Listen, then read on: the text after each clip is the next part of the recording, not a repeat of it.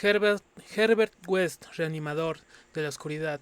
De Herbert West, amigo mío durante el tiempo de la universidad y posteriormente no puedo hablar sino con extremo pánico, pánico que no se debe totalmente a la forma siniestra en que desapareció recientemente, sí, sino que tuvo origen en la naturaleza entera del trabajo de su vida y adquirió gravedad por primera vez hará más de 17 años, cuando estábamos en tercer año de nuestra carrera en la Facultad de Medicina de la Universidad Miskatonic de Arkham.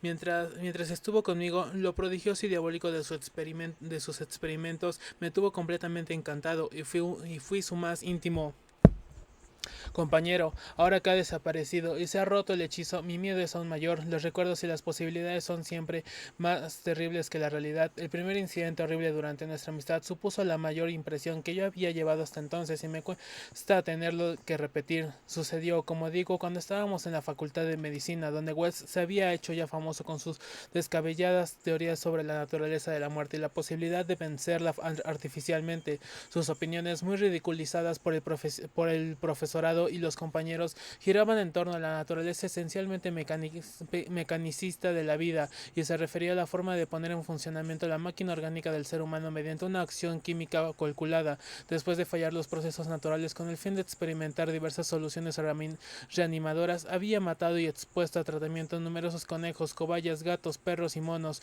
hasta convertirse en la persona más enojosa de la facultad.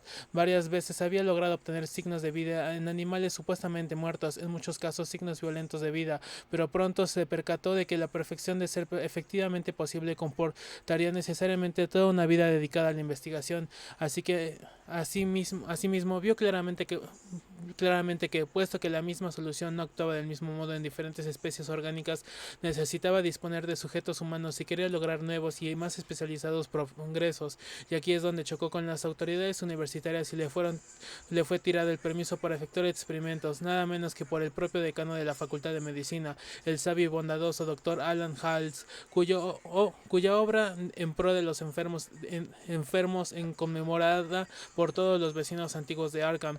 Yo siempre me había mostrado excepcionalmente condescendiente con los trabajos de West y a menudo hablábamos de sus teorías, cuyos derivados y corolarios eran casi infinitos, sosteniendo en Haeckel que toda vida es un proceso químico y físico y que la supuesta alma es un mito. Mi amigo creía que la reanimación artificial de los muertos podría depender solo del estado de los tejidos y que a menos que se hubiese iniciado una verdadera descomposición, todo cadáver completamente dotado de órganos era susceptible de recibir mediante el adecuado tratamiento esta condición propia que se conoce como vida. West comprendía perfectamente que el más ligero deterioro de las células cerebrales ocasionadas por un periodo letal incluso fugaz podía dañar la vida intelectual y psíquica. Al principio tenía esperanzas de encontrar un reactivo capaz de devolver la vitalidad antes de la verdadera aparición de la muerte, y solo los repetidos fracasos en animales le habían revelado que eran incompatibles los movimientos vitales naturales y los artificiales. Entonces se procuró ejemplares extremadamente frescos y les inyectó sus soluciones en la sangre. Inmediatamente después de la extinción de la vida, tal circunstancia volvió enormemente escépticos a los profesores, ya que entendieron que en ningún caso se había producido una verdadera muerte.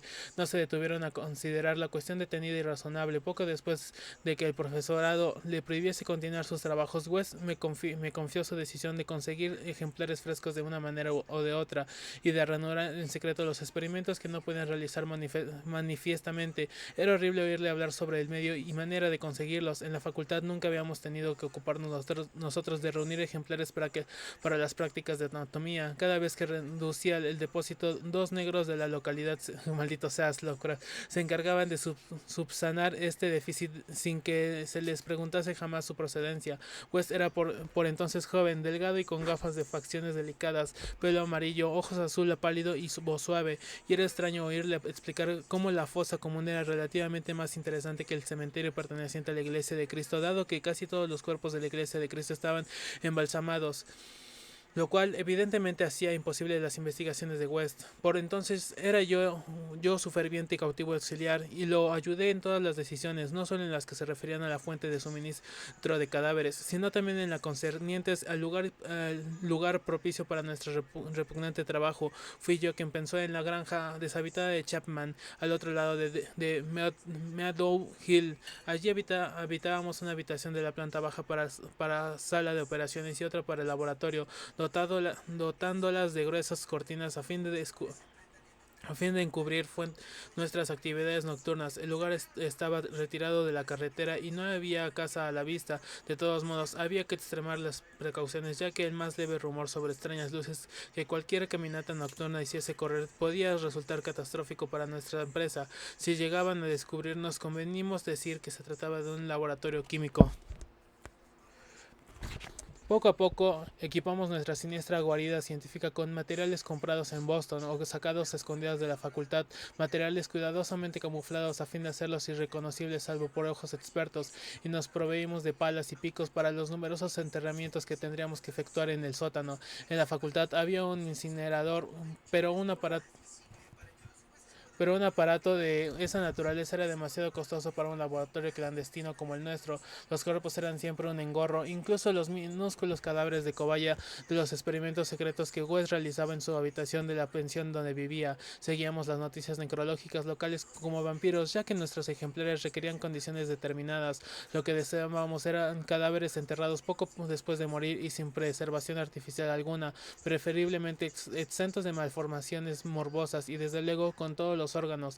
Nuestras mayores esperanzas estaban en las víctimas de accidentes. Durante varias semanas no tuvimos noticias de ningún caso apropiado, aunque hablábamos con las autoridades del depósito y del hospital aparentando representar los intereses de la facultad, si bien con no demasiada frecuencia en todos los casos, de manera que quizás necesitáramos quedarnos en Arkham durante las vacaciones, en que solo se impartirían las limitadas clases de los cursos de verano. Al final nos sonrió la suerte, y pues un día nos enteramos de que iban a enterrar en la fosa común, un caso casi ideal, un obrero joven fornido que se había ahogado el día anterior en Summers Pond, al que habían enterrado sin demoras ni embalsamamientos por cuenta de la ciudad.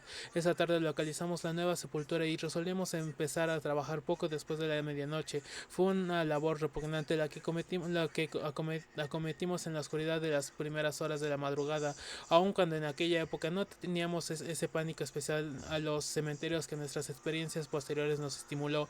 Llevábamos palas y lámparas de petróleo porque si bien ya había linternas eléctricas, entonces no eran tan satisfactorias como esos aparatos de tuxteno de hoy día. El trabajo de exhumación fue lento y sórdido. Podría haber sido horriblemente poético si en vez de científicos hubiéramos sido artistas, y sentimos alivio cuando nuestras placas chocaron con madera. Una vez que la caja de pino quedó enteramente al descubierto bajo, West quitó la tapa, sacó el contenido y lo dejó apoyado. Me incliné, lo agarré y entre los dos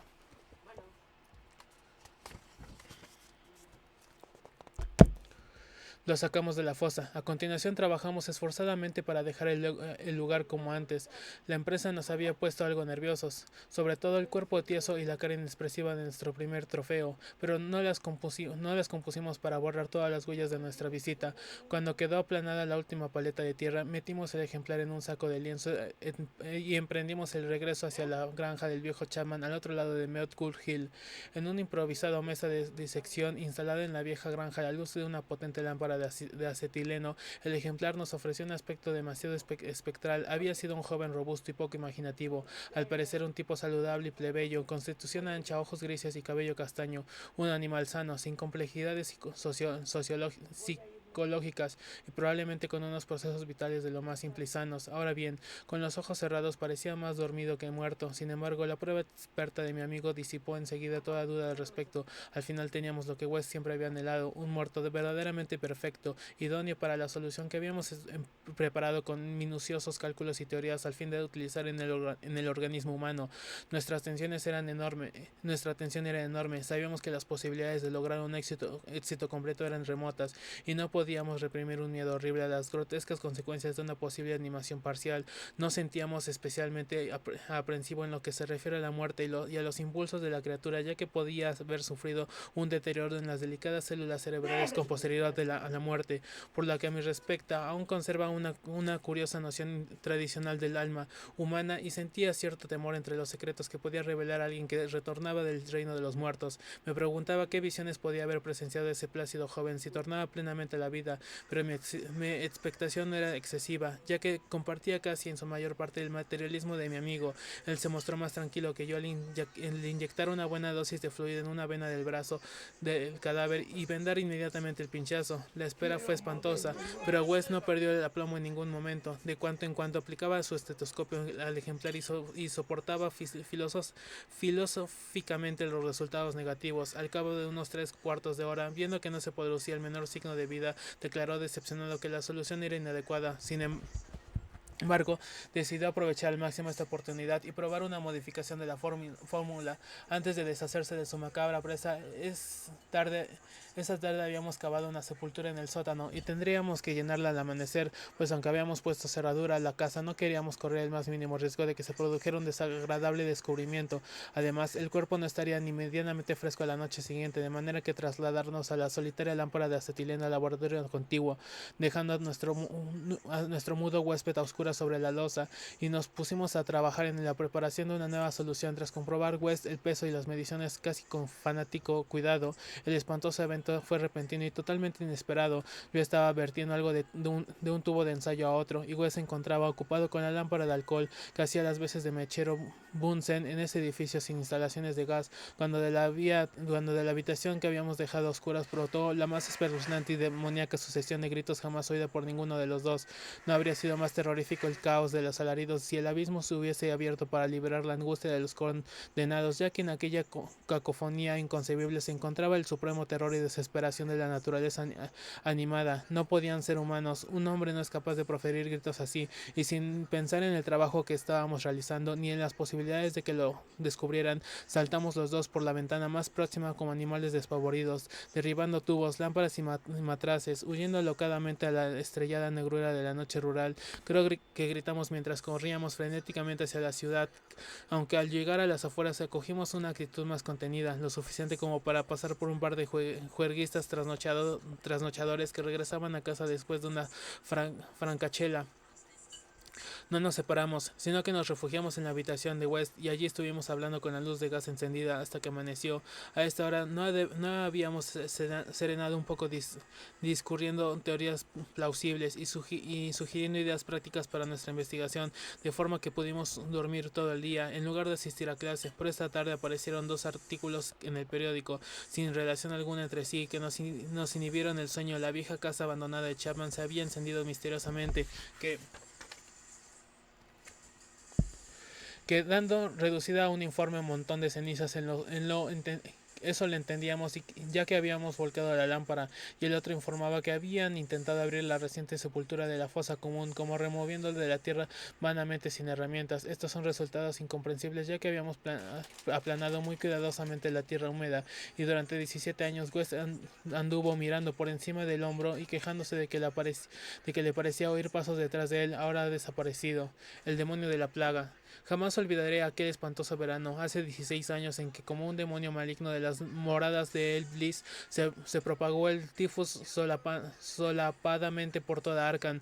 Muchos recuerdan ese año por dicho azote satánico, ya que un auténtico espanto se cernió con membranosas alas sobre los ataúdes amontonados en el cementerio de la Iglesia de Cristo. Sin embargo, hay un espanto mayor aún que data de esa época, un espanto que solo yo conozco. Ahora que Helbert West ya no está en este mundo, West y yo habíamos trabajado de postgraduación en el curso de verano de la Facultad de Medicina de la Universidad de Miskatonic, y mi amigo había adquirido gran notoriedad debido a sus experimentos encaminados a la revivificación de los muertos. Tras la matanza científica de innumerables bostezuelas, la monstruosa labor quedó suspendida, aparentemente por orden de nuestro escéptico decano, al doctor Alan Halsey, pero West había continuado realizando ciertas pruebas secretas en la sórbida pensión donde vivía, y en una terrible En una terrible e inolvidable ocasión se habían apoderado de un cuerpo humano de la fosa común, transportándolo a una granja situada del otro lado de Medwood Hill. Yo estuve con él en aquella ocasión y lo vi inyectar en las venas exámenes y el elixir que según él restituiría en cierto modo los procesos químicos y físicos. El experimento había terminado horriblemente en un delirio de horror que poco a poco llegamos a atribuir a nuestros nervios sobreexcitados. Wes ya no fue capaz de librarse de la enloquecedora sensación de lo que seguía y de que lo seguían y perseguían. El cadáver no estaba lo bastante fresco. Es evidente que para restablecer las condiciones mentales normales, el cadáver debe ser verdaderamente fresco. Por otra parte, el incendio de la vieja casa nos había impedido enterrar el ejemplar. Habría sido preferible tener la convicción de que estaba bajo tierra. Después de esa experiencia, West abandonó sus investigaciones durante algún tiempo, pero lentamente recobró su entusiasmo de científico nato y volvió a provocar a los profesores de la facultad pidiéndoles permiso para hacer uso de la sala de disección y ejemplares humanos frescos para el trabajo que él consideraba tan tremendamente importante, pero sus ruegos fueron completamente infructuosos, ya que la decisión del doctor Halsey fue inflexible y todos los demás profesores apoyaron el veredicto de su superior. En la teoría fundamental de la reanimación no venía sino extravagancias inmaduras de un joven entusiasta cuyo cuerpo delgado, cabello amarillo, ojos azules y miopes, suave voz no hacían sospechar el poder no hacían sospechar el poder supranormal, casi diabólico, del cerebro que alojaba en su interior.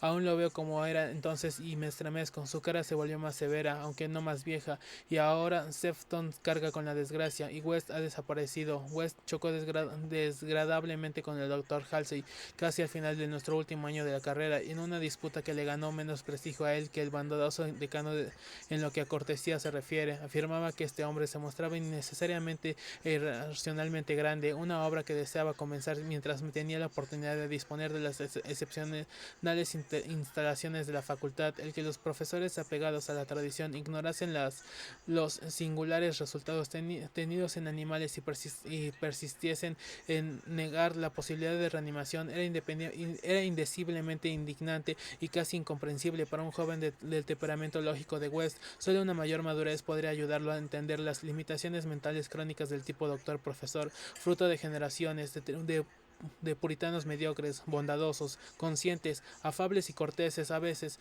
pero siempre rígidos, intolerantes, esclavos de las costumbres y desprovistos de perspectivas.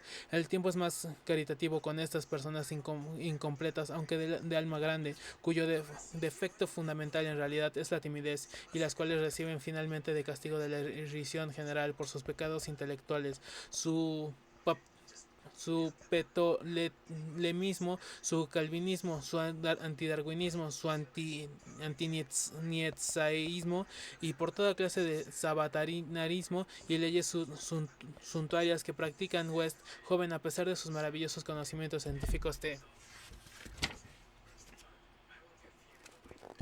Tenía escasa paciencia con el buen doctor Halsey y sus eruditos colegas y alimentaba un rencor cada vez más grande, acompañado de una ambición por demostrar la variedad de sus teorías y estas obtusas dignidades de alguna forma impresionante y dramática, y, como la mayoría de los jóvenes, se entregaba a complicados señuelos de venganza, de triunfo y de espléndida influencia final, y entonces había emergido el azote, sarcástico y letal, de las cavernas pesadillescas del Tártaro. Wes y yo nos habíamos graduado cuando empezó, y aunque seguíamos en la facultad realizando un trabajo adicional del curso de verano, de forma que aún no estábamos en Arkham cuando se desató con furia demoníaca en toda la ciudad.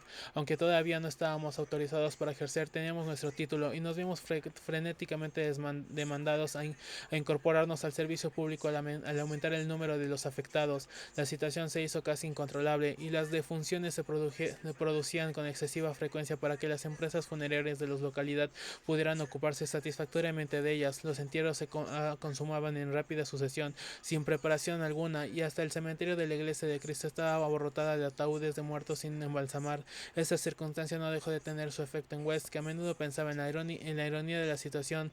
Tantísimos ejemplares frescos y sin embargo ninguna servía para sus investigaciones. Estábamos tremendamente agobiados de trabajo y una terrible tensión mental y nerviosa sumergía a mi amigo en morbosas reflexiones, pero los afables enemigos de West no estaban estaban enfrascados en agobentes deberes. La facultad había sido cerrada y todos los doctores adscritos a ella colaboraban en la lucha contra la epidemia de tifus. El doctor Halsey, sobre todo, se distinguía por su abnegación, dedicando toda su enorme capacidad con sincera energía a los casos que muchos otros evadían por el riesgo que representaban o por juzgarlos desesperados. Antes de terminar el mes, el valeroso decano se había convertido en héroe popular, aunque él no parecía tener conciencia de su fama, y se esforzaba en impedir el desmoronamiento por cansancio físico y agotamiento nervioso, pues no podía por menos de admirar la fortaleza de su enemigo, pero precisamente por eso estaba más dedicado aún a demostrarle la verdad de sus asombrosas teorías. Una noche, aprovechando la desorganización que reinaba en el trabajo de la facultad y las normas sanitarias municipales, se las arregló para introducir camufladamente el cuerpo de un recién fallecido en la sala de disección, y le inyectó en mi presencia una nueva variante de una de su solución. El cadáver abrió efectivamente los ojos, aunque se limitó a fijarlos en el techo con expresión de paralizado espanto, antes de caer en una inercia de la que nada fue capaz de sacarlo. West dijo que no era suficientemente fresco. Al aire caliente del verano no beneficia a los cadáveres. Esa vez estuvieron a punto de sorprendernos antes de incinerar los despojos, y West no consideró adecuado repetir esta utilización indebida del laboratorio de la facultad. El auge de la epidemia tuvo lugar en agosto. West y yo estuvimos a punto de perecer en cuando el doctor Halsey falleció el día 14. Todos los estudiantes asistieron a su precipitado funeral el día 15 y compraron una impresionante corona, aunque casi la abogada y los testimonios enviados por los ciudadanos acomodados de Arkham y las propias autoridades del municipio fue casi un acontecimiento público, dado que el decano había sido un verdadero benefactor para la ciudad. Después del sepelio nos quedamos bastante deprimidos y pasamos la tarde en el bar de la casa comercial, donde West, aunque afectado por la muerte de su principal adversario, nos hizo sacudir a todos hablándonos de sus notables teorías.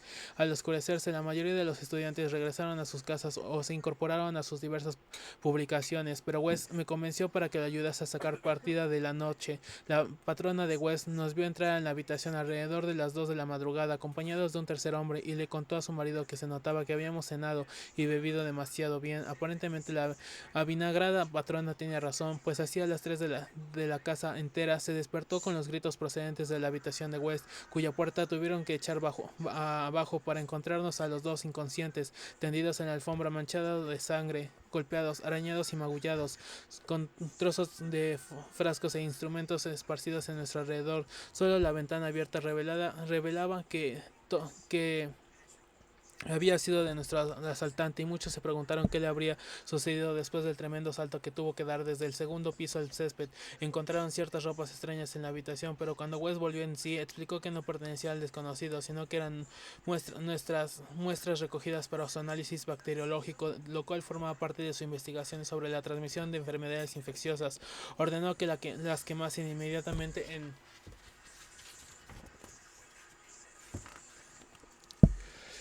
la amplia chimenea. Ante la policía declaramos ignorar por completo la identidad del hombre que había estado con nosotros. West explicó con nerviosismo que se trataba de un extranjero simpático que él habíamos conocido en un bar de la ciudad que no recordábamos. Habíamos pasado un rato algo alegres y West y yo queríamos que estuviese nuestro delicoso compañero. Esa misma noche presenciamos el comienzo del segundo de espanto en Arkham, espanto que para mí iba a eclipsar a la misma epidemia. El cementerio de la iglesia de Cristo fue escenario de un horrible asesinato. Un vigilante había muerto a arañazos, no solo de manera indescriptiblemente espantosa, sino que había dudas de que el agresor fuese un ser humano. La víctima había sido vista con vida bastante después de la medianoche, descubriéndose el incalificable hecho al amanecer. Se interrogó al director de un circo situado en el vecino pueblo de Bolton, pero esta vez juró que ninguno de sus animales se había escapado de su jaula. Quienes encontraron el cadáver observaron un rastro de sangre que conducía a la tumba reciente, en cuyo cemento había un pequeño charco rojo justo delante de la entrada. Otro rastro más pequeño se alejaba en dirección del bosque, pero se perdía de inmediato. A la noche siguiente los demonios danzaron sobre los tejados de Arkham, y una depravada locura huyó en el viento. Por la efebrecida ciudad anduvo suelta una maldición, de las que unos dijeron que eran más grandes que la peste, y otros murmuraban que era el espíritu encarnado del mismo mal, un ser abominable, penetró en 8 casas sembrando la muerte roja a su paso, dejando atrás el mundo y sádico monstruo un total de 17 cadáveres, huyendo después. Algunas personas que llegaron a verlo en la oscuridad dijeron que era blanco, como un mono malformado o un monstruo antropomorfo. No había dejado entero a nadie de cuantos había atacado, ya que a veces había sentido hambre. El número de víctimas remontaba a 14. A las otras 3 les habían encontrado ya muertas al penetrar en sus casas, víctimas de la enfermedad. La tercera noche, los frenéticos grupos dirigidos por la policía consiguieron capturar a una casa de la calle Crane, cerca del campus universitario. Había organizado la batida con toda minuciosidad, manteniéndose en contacto mediante puestos voluntarios de teléfono, y cuando alguien del distrito de la ciudad de la universidad notificó que había oído arañar en una ventana cerrada, desplegaron inmediatamente la red.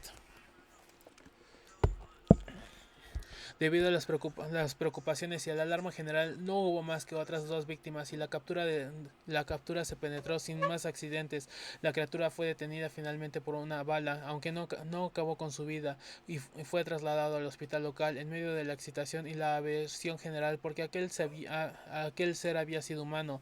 Esto quedó claro a pesar de sus ojos repugnantes y su mutismo siniestro y su salvajismo demoníaco. Le vendaron la herida y la trasladaron al manicomio de Sefton, donde estuvo golpeándose la cabeza contra las paredes de una celda acolchada durante 16 años, hasta un reciente accidente a causa de la cual escapó en circunstancias de las cuales a nadie le gusta hablar. Lo que más espantó a quienes lo atraparon en Arkham fue que, al limpiarle la cara a la monstruosa criatura, advirtieron en ella una semejanza increíble y burlesca con un mártir sabio y abnegado al que había enterrado hacía 3 días, el difunto doctor Alan Halsey, benefactor público y decano de la Facultad de Medicina de la Universidad Miskatonic. Para el desaparecido Albert West y para mí la repugnancia y el horror fueron inexplicables, y aunque me estremezco esta noche mientras pienso en todo ello, y tiemblo más aún de lo que temblé aquella mañana, es en que West murmuró entre sus vendajes: maldita sea, no estaba bastante fresco. 6 disparos a la luz de la luna. No es normal descargar los 6 tiros de un revólver con toda precipitación cuando uno solo habría sido sin duda suficiente, pero hubo muchas cosas en la vida de Albert West que no eran normales. No es habitual, por ejemplo, que un médico recién salido de la universidad se vea obligado a ocultar los motivos los motivos que le impulsan a optar por determinada casa y consulta. Sin embargo, ese fue el caso de Albert West cuando tuvimos él y yo el título de la Facultad de Medicina de la Universidad Miskatonic y tratamos de atenuar nuestra penuria instalándonos como facultativos de medicina general. Tuvimos mucho cuidado en ocultar que habíamos elegido nuestra casa por su aislamiento y su proximidad al cementerio. Un deseo de soledad de esta naturaleza rara vez carece de motivos, y como es natural, nosotros lo teníamos también. Nuestras necesidades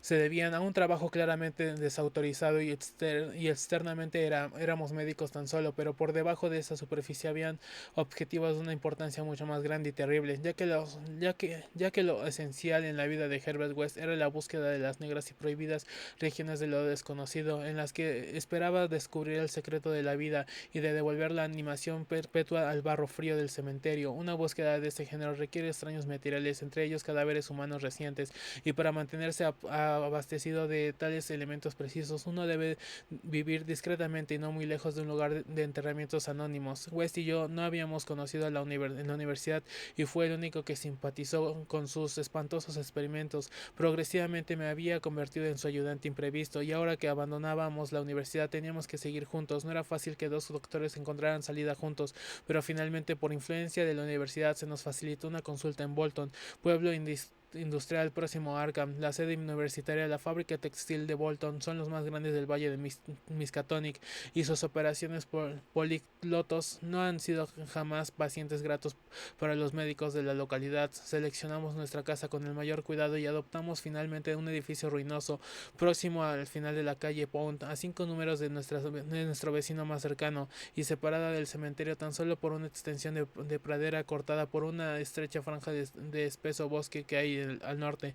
Dicha distancia era mayor de lo que hubiéramos esperado, pero no encontramos una casa más cerca, a menos que nos hubiésemos instalado en el otro lado del prado, lo que quedaba muy retirado del distrito industrial, pero no estábamos demasiado desconcertados, ya que no teníamos vecinos entre nosotros y nuestra siniestra fuente de suministros. El camino era algo largo, pero podíamos transportar nuestros mudos ejemplares sin que nadie nos molestase.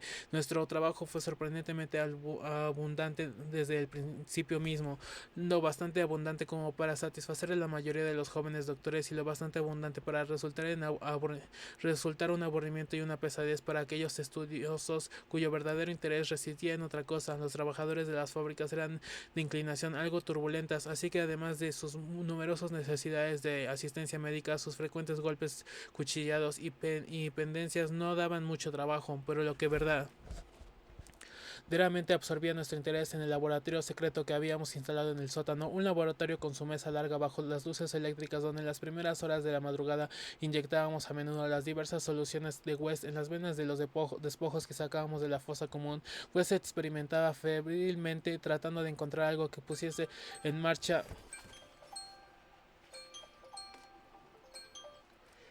de nuevo los movimientos vitales tras haberlos interrumpido en ese momento que llamamos muerte, pero chocaban con los más horrorosos obstáculos. La solución debía tener una composición especial según los distintos tipos. Las que servían para los conejillos de indias no valía para los seres humanos y cada clase ameritaba sensibles modificaciones.